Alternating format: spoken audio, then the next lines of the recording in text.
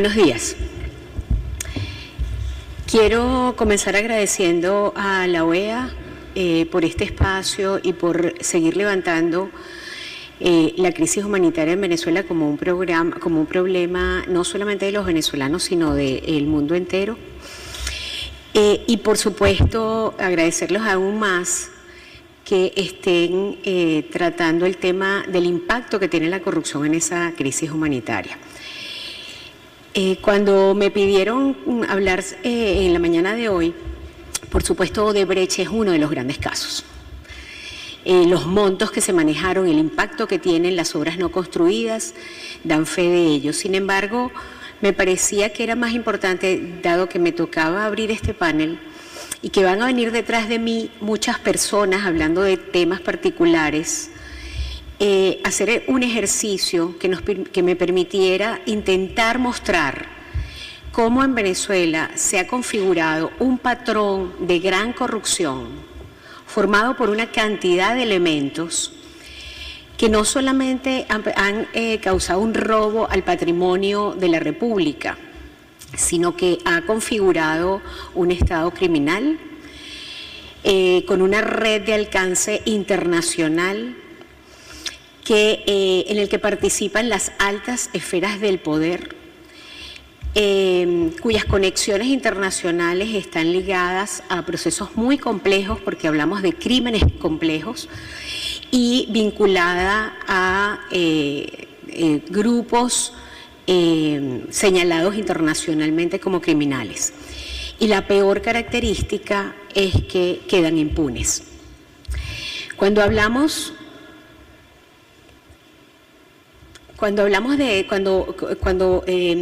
empezamos a construir esta propuesta, lo más importante para nosotros y lo que quisiera que ustedes recibieran hoy es una idea clara de cómo este conjunto de elementos o prácticas que se han adelantado en Venezuela, sobre todo en los últimos 15 años, a partir del 2003, ha ido involucrando a todos los actores, y que a pesar de que consecutivamente se viene viendo efectos negativos en la población de todos estos elementos y estas prácticas, el gobierno ha insistido en profundizar y avanzar aún más en cada uno de estos elementos que les vamos a presentar. Tratamos de mostrar el conjunto de elementos en esa gráfica que muestra una red de relaciones entre unos y otros, y que me voy a tomar la tarea de hablar brevemente de cada uno, sin poder presentarles a ustedes la larga lista de casos que se han producido por cada uno de esos elementos, porque tendrían que quedarse conmigo a vivir aquí en esta ciudad por mucho tiempo. Pero con la intención de que los pocos elementos que les voy a presentar le den una idea de el impacto terrible en grandes sectores de la población, pero por otro lado también las dimensiones de los montos robados, que dada la tarea desde Transparencia Internacional de revisar y comparar los casos con otros países, a todas luces esto suena absolutamente desproporcionado y no se puede comparar con ninguna otra realidad. Empecemos por este primero, el monopolio que ha avanzado el gobierno venezolano desde muy temprano en su gobierno, desde el 2003 particularmente, en donde el control de todos los poderes no solamente ha sido una captura del Estado y de los poderes públicos, sino también ha sido el monopolio de todos los servicios públicos de las empresas y entes públicos que brindan servicios. Allí vemos una foto que los que vivimos en Venezuela lamentablemente lo vemos con mucha frecuencia, porque nosotros en Venezuela no pagamos gasolina, es regalada, como ustedes saben. pero eso no se transforma en un servicio de transporte digno, cómodo, seguro y confiable, sino que por el contrario, en Venezuela ningún policía le va a poner multa a usted por no tener el cinturón de seguridad, porque esa es la realidad que viven los venezolanos diariamente para llegar a su trabajo. ¿Qué ha pasado? Pues que de los 28 entes que el Estado venezolano tenía en transporte, 21 fue creados por el presidente Chávez y el presidente Maduro, y ese transporte no se ha traducido en buen servicio, por el contrario. De las muchas obras, de las 40 contratos que firmó Venezuela con Odebrecht, por ejemplo, solo 15 eran obras que tenían que ver con transporte público y con vialidad. Ninguno se ha concluido. Ninguna de esas obras de transporte y vialidad las tenemos hoy y las usamos los venezolanos. Sin embargo, se pagaron más de 20.000 millones de dólares a Odebrecht por obras que no podemos disfrutar. La concentración del poder ha pasado también por una creación, expropiación, confiscación y estatización de más de 441 empresas en los últimos 15 años. En el sector eléctrico, por ejemplo, las 18 empresas que existían se concentraron en Corpoelec, una empresa que tiene el monopolio del sector eléctrico en Venezuela, una empresa que desde que se creó en el 2010 aprobó 40 contratos, de los cuales solo 21 se implementaron y mal implementadas, pero que de acuerdo a nuestras evaluaciones tuvo un sobreprecio de 23.000 millones de dólares.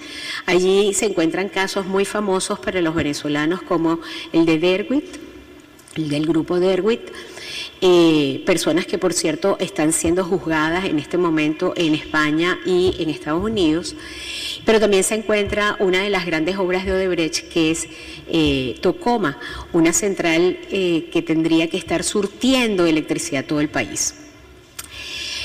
Para continuar, el otro elemento importantísimo en este patrón de gran corrupción, vemos la cantidad de incentivos perversos que existen en Venezuela quizás desde hace mucho, pero que la profundización de ellos, sin lugar a dudas, comenzó desde el 2003 y particularmente después del 2007. Esos incentivos tienen que ver con no solamente el precio de la gasolina, que hace más atractivo el negocio entre fronteras que la droga. La venta de gasolina y la pérdida de la última década llega a 31.000 millones de dólares. La gran pregunta es si las fronteras venezolanas están custodiadas por la Fuerza Armada Nacional Bolivariana, si el flujo de gasolina tiene que ser tan inmenso para poder que salga de la frontera, sobre todo por Colombia, segundo lugar por Brasil y en tercer lugar por Guyana.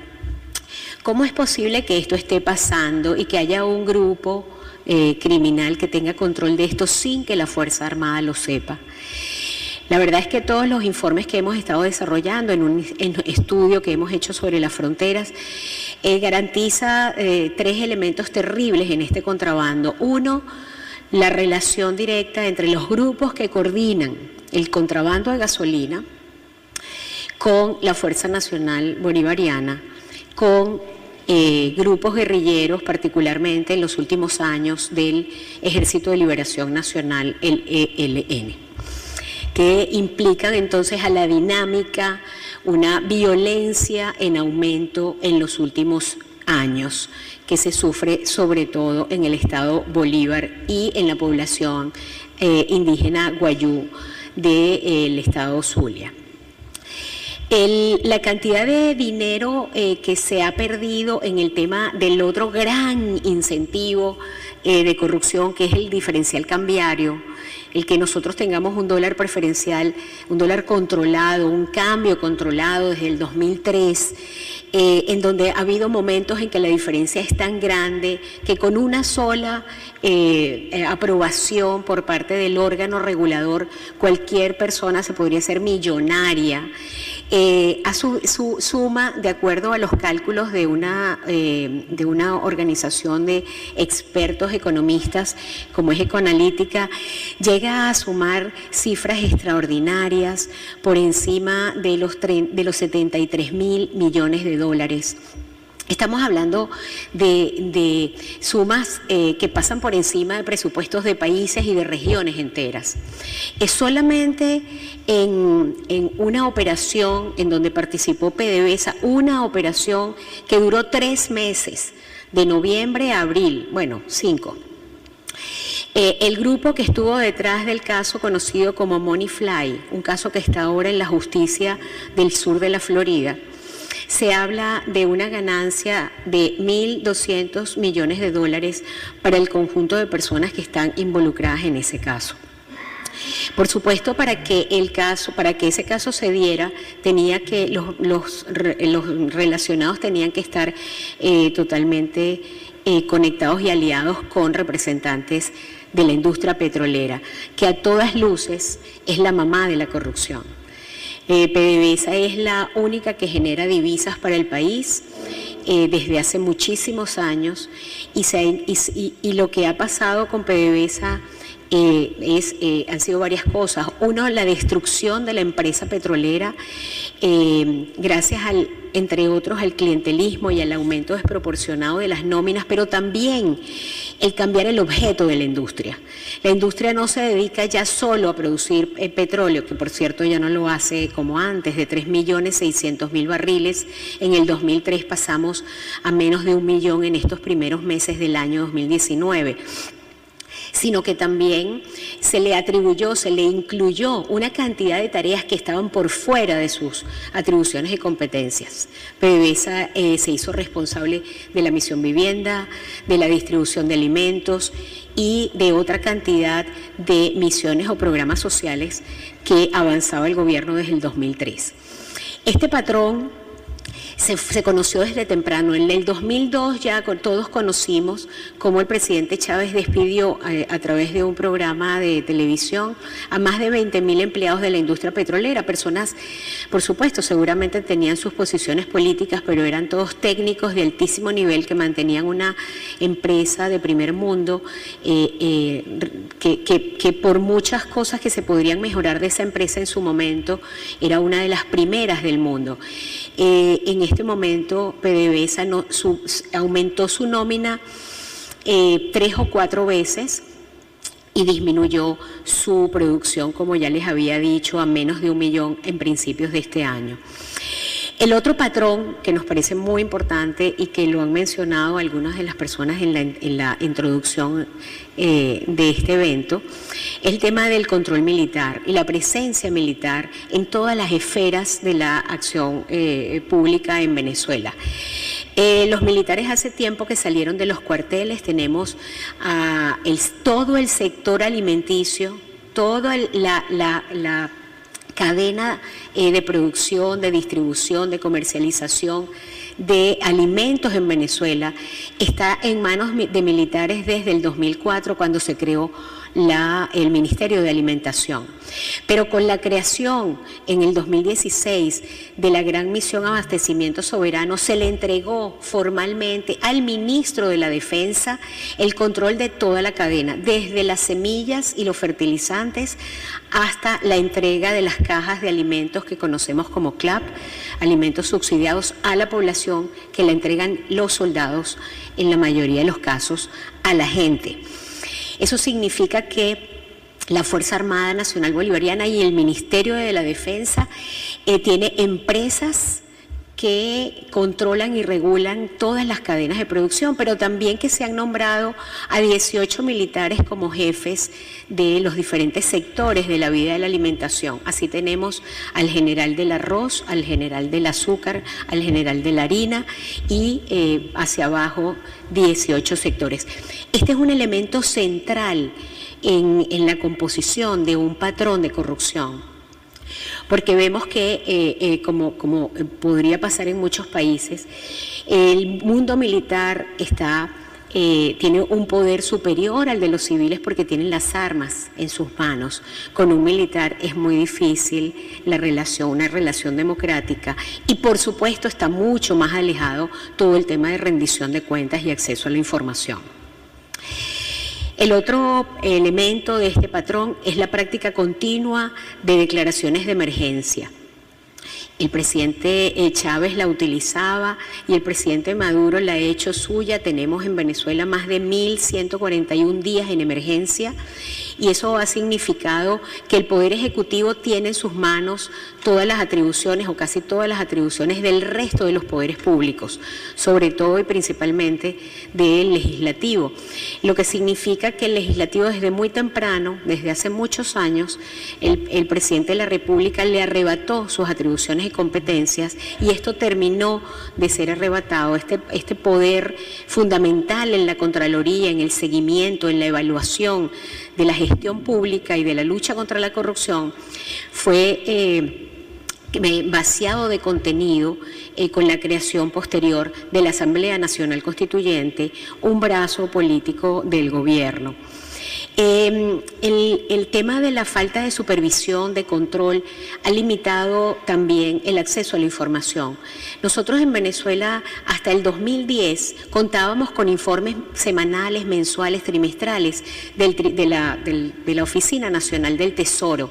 Teníamos información del presupuesto nacional, no mucha, pero teníamos algo de información. Desde hace 2 años el presupuesto es secreto, la ley de presupuesto nacional es secreta, la ley de endeudamiento es secreta, con lo cual no sabemos ni siquiera cuánto están disponiendo y cuánto están manejando el presupuesto nacional. Eso les puede dar una idea de la cantidad de información pública que tenemos, y van a verlo después cuando vean el daño y el impacto que tiene en salud o en educación o en alimentación, cuando vean los pocos números oficiales de datos que existen.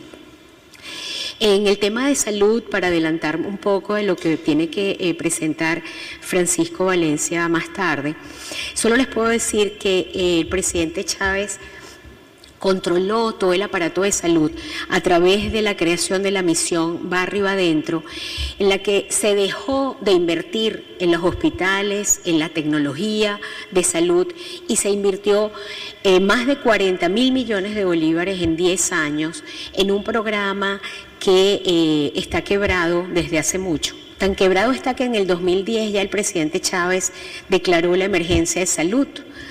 En ese momento se aprobaron fondos extraordinarios para la creación de hospitales, 6 hospitales importantes, grandes, ninguno de ellos ha concluido. Venezuela no tiene un hospital nuevo desde hace muchísimos años, y bueno, ya vieron las cifras de médicos que han tenido que huir del país para buscar una mejor calidad de vida. El otro elemento, la adjudicación directa de contratos, y aquí esa imagen está dirigida especialmente a Odebrecht y a la relación del gobierno venezolano con esa empresa y con el resto de las empresas brasileras que están involucradas en el caso Lavallato. Ese puente está así todavía, eso es una obra gigantesca, 1 metro Guarenas-Guatire, un metro de muchísimos kilómetros que acercaría ciudades dormitorios a Caracas.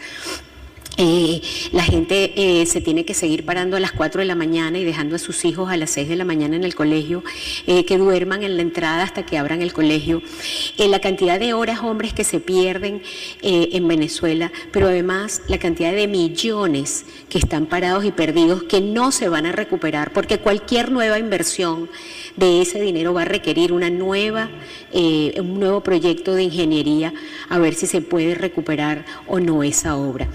Esa es una de las 15 obras que en transporte y vialidad está pagada por el Estado venezolano sin ningún resultado previo. La adjudicación directa ha servido para hacer grandes pérdidas en Venezuela. Los casos son larguísimos, son complejos, pero están todos documentados en nuestra página y en el informe que estamos entregando. Uno de los últimos elementos ya de del patrón que les queremos mostrar es la neutralización absoluta del resto de los poderes públicos. El que está allí en la foto pues es amigo de muchos de los que están aquí presentes.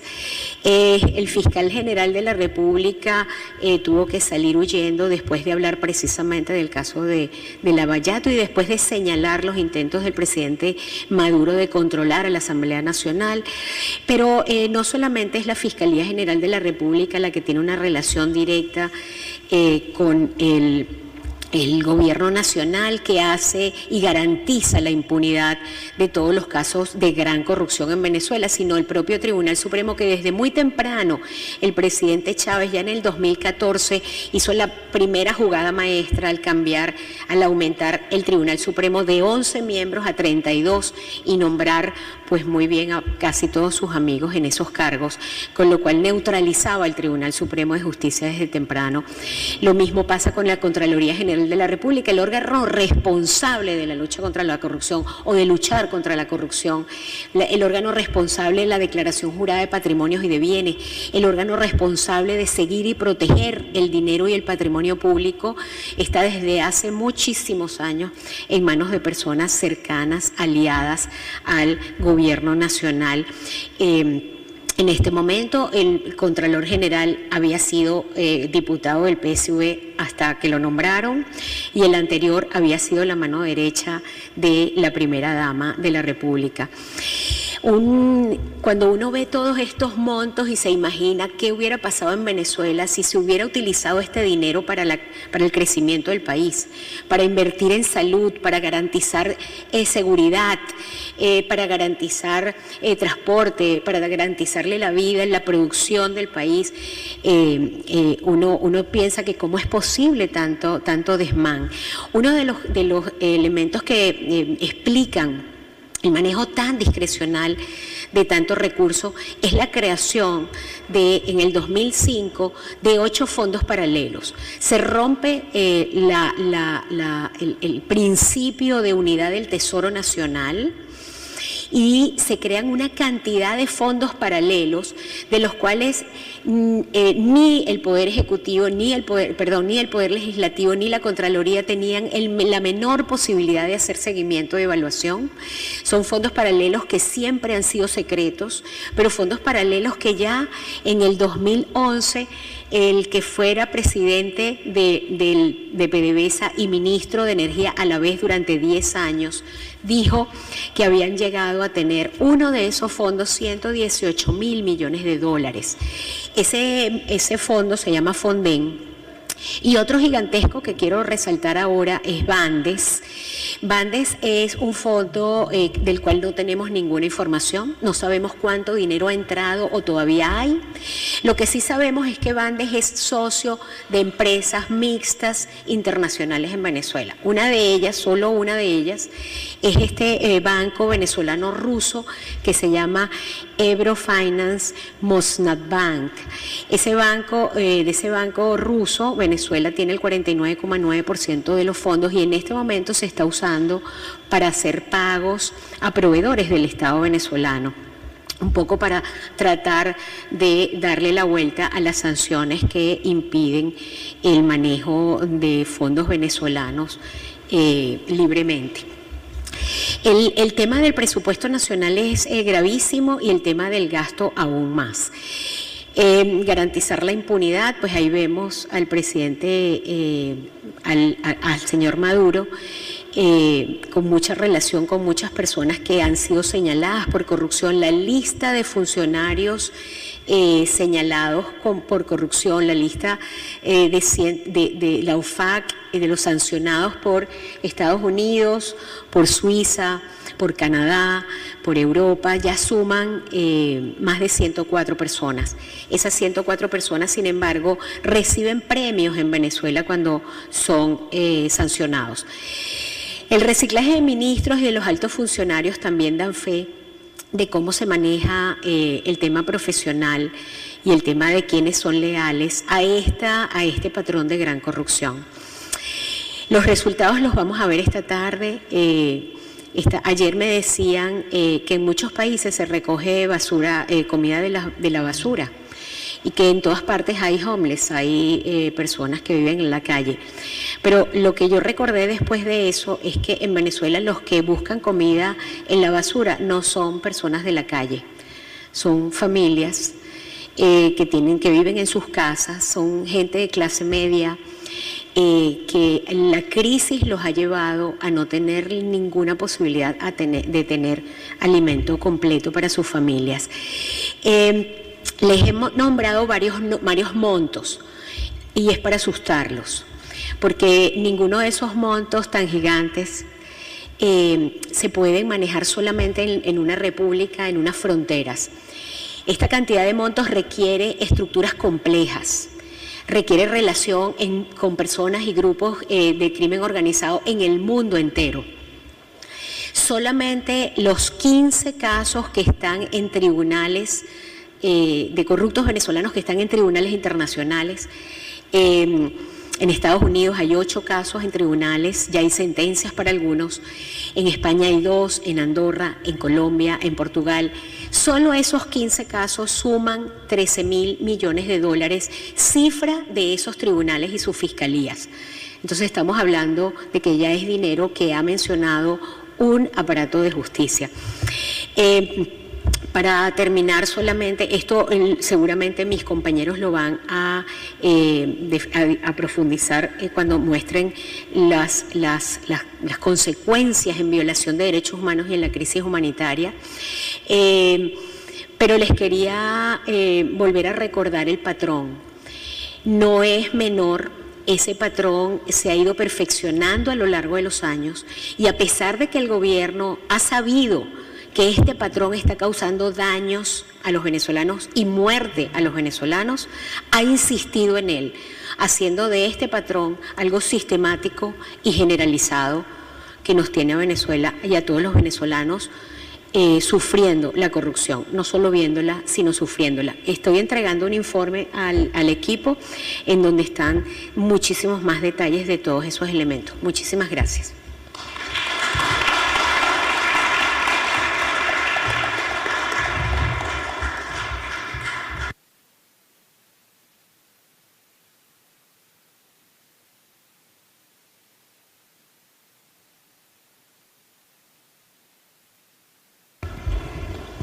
Bueno, como habrán visto, se ha integrado al panel Santiago Coantón, que presenté anteriormente. Bienvenido, Santiago, muchas gracias por acompañarnos. El próximo experto es el señor Alec Boyd, que es el editor de Infomedio, una plataforma digital sobre periodismo de investigación.